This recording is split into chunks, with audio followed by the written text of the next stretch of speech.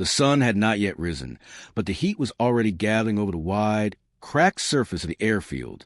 It clung to the dust, rose in faint shimmering waves, and pressed against the corrugated walls of the maintenance sheds where Thomas Reddick began another shift no one cared about. The southern English summer of 1944 was a strange mix of damp mornings and burning afternoons, and today felt like both at once.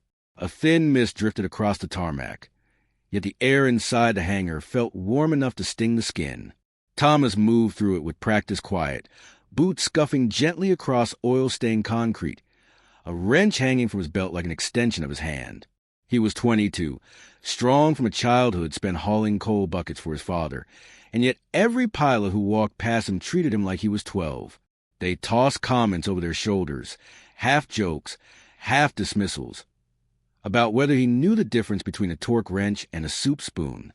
He laughed sometimes, but only when they were still close enough to hear. When they moved on toward their briefing rooms, he returned to silence, a deep, persistent silence that had lived in him since the telegram arrived 2 years before, informing his family that his older brother Samuel had been shot down somewhere near Dunkirk. His mother had crumpled on the kitchen floor. His father had folded into himself, stoic but broken, and Thomas, standing by the door with dirt on his boots from the mines, had felt something shift in his chest, something that had never shifted back. Now, every time he leaned into a cockpit, the memory reappeared. The cramped seat, the narrow frame, the blind spot on the right side that every pilot cursed but accepted. Thomas did not accept it. In the quiet hours between shifts, he kept replaying the details surrounding Samuel's last mission. Reports mentioned an enemy fighter approaching from the side, unseen, a split second of lost visibility, a life crushed into the sea. That thought carved itself into him. He wondered how many more would die because of machine value rigidity over practical adjustment. As he checked gauges and cables that morning, Thomas listened to the base breathing awake. Far in the distance, the low rumble of truck engines. Closer, the metallic clatter of tools coming alive. The smell of hot rubber and aviation fuel floated through gaps in the hangar doors.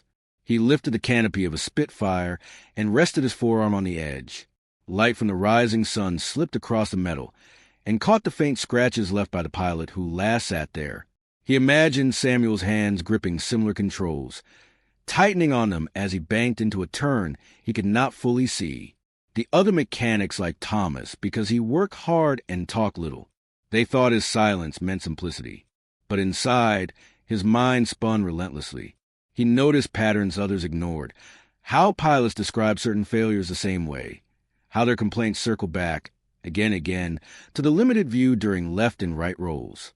He had read every manual he could get his hands on, sometimes in the dim light of the barracks, sometimes while pretending to take breaks, and found nothing but dense, unquestionable rules. The engineering was precise, yes, but also inflexible. It treated the aircraft as sacred, leaving no room for small human-driven adjustments. Thomas believed humans were the real limits, and that limits could be shifted. He approached the back corner of the hangar, where an old reserve fighter sat under a tarp. Its paint was chipped and no pilot cared for it. Thomas liked it for that reason. Machines no one cared about had room to be changed. He pulled the tarp back and climbed onto the wing, the metal warm under his palms. In the half-light, he examined the simple support bracket near the cockpit frame, the piece he had been studying for days. It was loose. Official reports said it had no operational impact. Most mechanics ignored it because it belonged to a part of the structure that was rarely inspected. But Thomas saw something different, potential. He took a scrap hinge from his pocket, polished from hours of fiddling. With a soft exhale, he attached it to the bracket, careful not to leave obvious marks. The hinge created the slightest, almost invisible angle shift in the frame. It was so small that the untrained I would never notice. But to a pilot mid-turn, struggling to see the enemy sliding across his periphery, those few degrees could mean everything. As he worked, he imagined Samuel again, only this time with that improved view, turning, spotting the incoming enemy, reacting just 1 second earlier.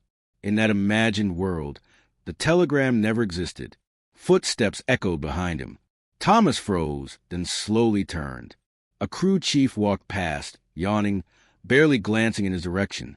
Thomas exhaled quietly and finished tightening the hinge. He stepped back, wiped his hands on his trousers, and admired the subtle shift in the frame. No one would notice unless they looked for it. And no one ever looked closely at an old reserve fighter. He knew modifying equipment without authorization was punishable, but he also knew the war punished ignorance more severely. If a solution existed, a free, simple, human solution, how could he let it die untested? He lowered himself from the wing, listened to the wind move through the open hangar doors, and felt the weight of his private rebellion settle over him. It was not bravery. It was not defiance. It was grief transformed into motion. The base came fully awake around him. Engines roared in distant revs. Pilots hurried across the tarmac. Briefing officers shouted names. And amidst the noise, Thomas moved quietly among the aircraft, a young mechanic carrying the ghost of his brother and the spark of an idea that would soon ignite against forces far larger than himself. He tightened the last bolt of his shift, but the feeling inside him was not completion. It was beginning. The day unfolded with the slow tension of a bowstring being pulled back. Clouds drifted low over the base, thick enough to mute the sun, yet thin enough to let light bleed through in pale streaks. Thomas moved across the hangar floor with steady purpose, but inside, a restless current ran through him. His hidden experiment on the reserve fighter had been small, almost invisible, yet it sat in his mind like a bright ember that refused to die out. Every passing hour made him more aware of it, more aware of the risk, more aware of how deeply he needed it to matter. Pilots came and went through the maintenance bay, tossing routine jokes, asking casual questions about fuel intake or instrument readings. They never asked Thomas for his opinion, not a real one, only for numbers, confirmations, and quick fixes. They viewed mechanics as extensions of the equipment, not thinkers. Thomas told himself it didn't bother him. Yet every time someone brushed past it without a second look, a quiet ache formed in his chest. It wasn't pride he wanted. It was relevance. Mid-morning brought the first ripple of uncertainty. A young pilot, barely old enough to shave, wandered into the hangar looking for his assigned aircraft for a brief training flight. Thomas recognized him. Flight Officer Andrew Hale, fresh from advanced training, eager to fly, eager to prove himself. Hale always carried a kind of bright nervousness, as if he feared wasting even 1 minute of the war. Hale paused at the old reserve fighter. "Is this one cleared?" he asked. Thomas's throat tightened. He hadn't expected anyone to use it so soon. He forced a steady answer. "Systems are functional. You'll get a smoother climb in second gear. Canopy seal's good. She's ready." Hale ran his fingers along the fuselage, tracing the paint that flaked like old parchment. "Good enough for a few circuits," he said, then climbed the ladder toward the cockpit. Thomas stood beside the wing, tried to look casual, though every nerve inside him was lit like a fuse. Hale strapped himself in, tested the pedals, and adjusted the seat. He reached for the canopy frame and paused. Did someone reposition the support bracket? Hale asked. Thomas felt his lungs seize. The question came too casually, too innocently, but it cut through him like a blade. He kept his tone even. "Maintenance update," he said. "Reinforce hinge. Shouldn't affect flight characteristics." Hale shrugged. "Feels fine. I'll bring her back in 20. He closed the canopy, started the engine, and the fighter growled awake. Dust rolled under its wheels as it taxied toward the runway. Thomas stood absolutely still. The aircraft accelerated, lifted, climbed into the pale sky. And Thomas watched with an intensity so sharp it felt like pain. The hinge, his hinge, flexed slightly as the canopy vibrated with the wind, shifting the visual angle inside the cockpit by a margin almost too small to see. But it was there. He knew it was there. Minutes passed like slow-moving stone. Hale circled once, then again, then performed a wide banking turn that pulled the aircraft above the far hills. Thomas squinted, tracking the slight tilt of the wings, noticing the stability, the ease with which Hale corrected his angle. He didn't imagine it. He knew aircraft behavior intimately. He could see the difference. When Hale landed, he hopped out of the cockpit with the hesitant excitement of someone unsure whether they'd experienced something special or simply imagined it. "She reacts smoother on the right roll," he said, wiping sweat from his forehead. Feels like, I don't know, like I can see the whole turn instead of guessing. Thomas kept his hands buried in his pockets, so Hale wouldn't see them tremble. Good to hear, he answered. But the moment of quiet triumph ended quickly. A senior technician approached, clipboard under his arm, eyes sharp with suspicion. He had seen Hale fly the reserve aircraft, and now eyed Thomas as if he carried a secret he wasn't qualified to possess. Reddick, the technician said, voice dry. I reviewed the maintenance log. That aircraft was not scheduled for modifications. Thomas felt the ground shift under him. It was a minor structural correction. No cost, no performance risk. Unauthorized is unauthorized, the man replied. We don't freelance engineering in wartime. That's how accidents happen and how investigations start. Remove whatever you did. Thomas opened his mouth, then closed it. A dozen arguments surged up inside him. The hinge improved visibility, reduced blind spots, save lives. But none of these words fit into the narrow space allowed to someone in his position. The technician's warning stare told him exactly how far his voice would carry. Nowhere. Yes, sir, Thomas said, though his chest burned. After the technician left, Hale stepped closer. Whatever you did, he whispered, don't let them bury it. That turn felt different. Real different. Thomas forced a tight smile. Training makes things feel different, too. But Hale shook his head. I've flown enough hours to know the difference between skill and sight. He lowered his voice further. If you think this can help people, prove it. The words hit Thomas harder than praise. They felt like permission. But permission meant nothing in a place where hierarchy crushed innovation beneath layers of signatures and protocol. As the day dragged on, Thomas returned to routine tasks, tightening bolts, recalibrating gauges, pretending not to replay Hale's remarks in his mind. Every turn of a tool felt heavier now, burdened with the weight of something unfinished. By sunset, the sky turned copper and deepened toward red. The base quieted, but Thomas remained in the hangar long after the others filtered out. Alone with the machines, he listened to the faint ping of cooling metal. It sounded like breathing, like the aircraft themselves waited for him to choose between obedience and conviction. He rested one hand on the reserve fighter's wing and felt the warmth fading from it. He imagined Samuel's voice, faint but steady, saying the words he wished he'd heard when the telegram arrived. Do something. And so Thomas did not remove the hinge. For the first time since the war began, he felt something close to purpose. But the higher the purpose, the darker the shadows it cast. And they were already gathering around him, patient and heavy, waiting for the hour when everything would break. The next morning arrived with the sky pressed low enough to feel like a lid over the entire base. Dark clouds dragged themselves across the horizon, heavy with the threat of rain, and the air tasted metallic, as if carrying the charge of something about to crack open. Thomas entered the hangar with an unease he could not shake. The walls seemed closer, the noise of tools sharper. Every sound felt like it carried significance, even when it didn't. Word had spread faster than he expected. Not official word, the kind that traveled through paperwork and chain of command, but the whispering kind that flowed through break rooms, between tool racks, across the tarmac in the moments before engines roared to life. Mechanics spoke about a smooth turn in the reserve fighter. Pilots wondered why a training aircraft suddenly handled like one fresh from redesign. Someone mentioned vision shift. Another murmured something about a ghost adjustment. Not one of them knew the truth, but the hangar had a way of amplifying mystery until it felt like fact. Thomas tried to keep his head down. He focused on maintenance logs, on worn-out bolts, on hydraulic coils that needed flushing. But attention found him anyway. A group of mechanics watched him a little too long. A junior officer stopped by with unnecessary questions about equipment checks. Even Hale, who passed with a clipboard under his arm, paused at the hangar door long enough to exchange a glance that said, "Be careful." By noon, the haze felt suffocating. A heavy wind swept through the base, slamming loose cables against metal surfaces, carrying the distant smell of incoming storms and sea salt. Thomas's chest tightened. He could feel the hinge, his hinge, becoming a presence so large it distorted the air around him. It had been a small act, but the base didn't care about size.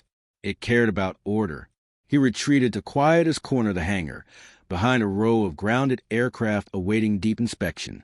There, with the noise dampened and the dim overhead lamps flickering in a slow rhythm, he finally let himself breathe. The old reserve fighter sat on the same tarp as before, though now it felt less like a forgotten machine and more like a secret with a pulse. Thomas touched the edge of the wing, feeling the faint vibration from wind gusts outside, as if the aircraft itself was urging him to keep going. He wasn't ready to stop. Not after Hale's reaction. Not after realizing the ripple one small change could make. But he also wasn't ready for the command's wrath, a wrath he sensed was getting closer. He leaned against the fuselage, remembering his brother again. Samuel used to say that flying wasn't glory, it was clarity. The sky stripped you down. It showed what mattered and what didn't. Thomas wondered what clarity Samuel would see in him now.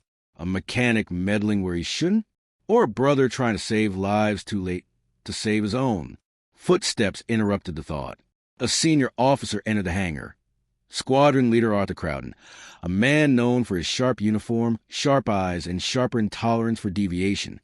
His boots clicked against the concrete as he walked with the authority of someone accustomed to being obeyed before he even spoke. Two technicians trailed behind him, tablets and clipboards in hand. Thomas stepped away from the aircraft instantly, posture straightening. Crowden scanned the hangar, slow and deliberate, before locking onto the reserve fighter.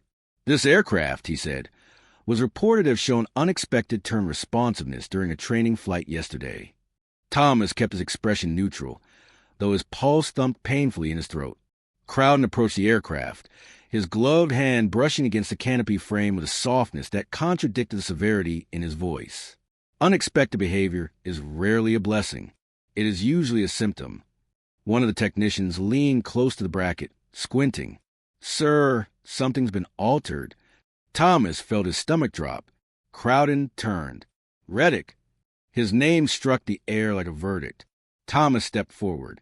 "Sir, explain this modification." Crowden's tone held no space for creativity, only compliance. Thomas inhaled slow and deep. He felt the weight of the war behind him, the engines, the pilots, the coffins, the letters home. He also felt the crushing structure of hierarchy pressing down on him, demanding silence. "It improves lateral visibility," he said, choosing honesty over safety. "Costs nothing, a minor shift in angle, but enough to help during turns." And it worked. Crowden stared at him, expression unreadable. The hangar seemed to freeze around them. Even the wind outside paused. "Remove it," Crowden said. The words landed like cold steel. Thomas's throat tightened. "Sir, if I may—" "You may not." Crowden stepped closer until they stood only a foot apart. War is already chaos. We do not add more by allowing untested improvisations from unsanctioned personnel. But pilots are saying— "I do not care what pilots are saying." Crowden snapped, the veneer cracking. "Standards keep them alive, not whims." Thomas lowered his gaze, though anger rose in him like a slow flame. Not anger toward Crowden alone, but toward the entire labyrinth of rules that stood between sense and survival. "Yes, sir," he said again, but the words tasted like defeat. Crowden turned to leave, but paused. He glanced at the hinge once more, as if something about the modification unsettled him. Something too simple to ignore, yet too dangerous to acknowledge. Then he walked out, technicians following like shadows. When they were gone, Thomas pressed both hands onto the wing and leaned forward until his forehead nearly touched the metal. The aircraft felt warm beneath his palms. Familiar, loyal, and the thought of undoing the hinge felt like erasing a part of himself. He stayed that way for a long moment. The storm outside growing louder, the wind rattling the hangar doors. When he finally lifted his head, his decision was already made. He would remove the modification from the logs. He would remove it from sight. But he would not remove it from the aircraft. If the system demanded a lie, he would give it one, as long as truth remained bolted beneath the canopy, waiting for the moment it would be needed again. Thomas walked away from the reserve fighter with the quiet resolve of someone who had crossed a line without ceremony. He did not know that within hours, An alarm would blare.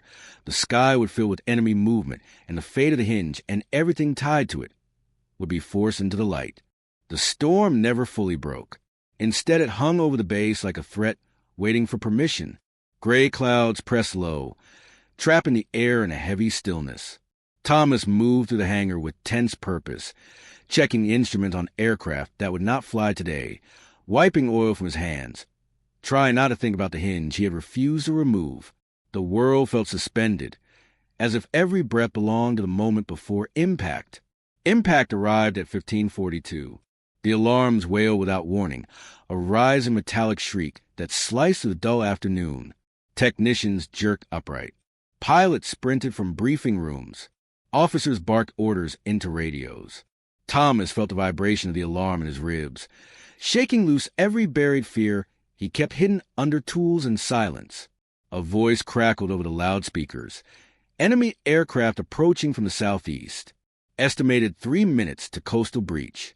Scramble all available fighters. Thomas froze. Scramble all available fighters meant every aircraft cleared for immediate flight. And the old reserve fighter, the one with his hinge hidden under the canopy frame, had been maintained, fueled, and inadvertently left ready. A crew chief burst into the hangar. "We need one more airborne now. Reserve Spitfire, Bay 3. Thomas's pulse spiked. Pilots scrambled toward their craft, but one stopped short when he heard the order. Flight Officer Marcus Ellery, older than Hale, confident but cautious, turned sharply toward the reserve fighter. "That thing," he said, pointing. "Its frame hasn't seen combat in months." "It's ready," the crew chief snapped. "We need someone in the air now." Ellery hesitated, eyes narrowing at the cockpit. "What's with the bracket angle?" "That's not standard." Thomas stepped forward before he could stop himself. "It won't affect flight stability, sir." Ellery frowned. "Then why does it look modified?" Thomas swallowed hard. "Long story. Short answer, it might help you see more during turns." Ellery stared at him for half a second too long for comfort, then shook his head. "Fine. No time for debates." He climbed onto the ladder, strapped himself into the cockpit, and lowered the canopy. The hinge flexed slightly, invisible to everyone but Thomas. Engines roared like the sky itself had woken angry. Fighters taxied to the runway in tight succession. The reserve Spitfire rolled behind them, its engine coughing once, then settling into a deep, steady growl. Thomas stood beside the hangar doors, breath held tight, as the aircraft launched forward, wheels slicing across the concrete before lifting into the churning gray above. Minutes later, radio chatter erupted. Thomas rushed to the communications bay where technicians monitored frequency channels. He hovered near the doorway, not officially allowed inside, but no one stopped him. They were too focused on the chaos playing out in clouds. Voices crackled through static. Enemy fighters approaching in tight formation. Visual on 3 Messerschmitts. No for Ellery. Brake left. You got one on your tail. Thomas clenched the doorframe, so hard the metal dug into his palms. Ellery's strained voice replied, "I see him, wait." "I actually see him," taking a evasive roll. The channel filled with a scream of engines twisting through violent turns. Thomas pictured it. Ellery banking hard, pushing the Spitfire into angles where most pilots lost their peripheral view. But Ellery wasn't losing it. He was tracking something. Another voice shouted, "Ellery, you're clear on the right. 2 seconds, take the shot." Ellery fired. The radio transmitted the distant rumble of cannons.